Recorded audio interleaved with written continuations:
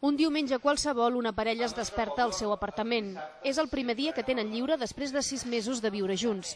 Aquest és el punt de partida de la nova proposta del Centre d'Arts Escèniques de Terrassa, que s'estrena aquest proper cap de setmana al Teatre Alegria. Es diu La majoria dels suïcidis són en diumenge. Jordi Vilà dirigeix aquest text d'Anna Borzinska, que protagonitzen Mercè Martínez i Borja Tous.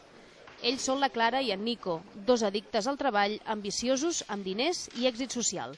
Tot i que la història és dramàtica i fins i tot trista, l'obra no és una tragèdia, sinó que combina elements tràgics i còmics, crítica social i sentit de l'humor, per convertir-se en un thriller psicològic que lliga situacions reals que l'espectador veurà molt de prop. Al llarg de la comèdia veiem com, per diverses circumstàncies, es veuen gairebé abocats a explicar-se coses que no s'han explicat mai. Diguem que comencen a caure màscares de l'un amb l'altre. I, en paral·lel, podem trobar com la Borzinska ens explica la història íntima d'aquesta parella i al mateix temps està retratant una situació social que és molt més àmplia. La majoria dels suïcidis són en diumenge, s'estrena aquest divendres 15 d'octubre a les 9 del vespre.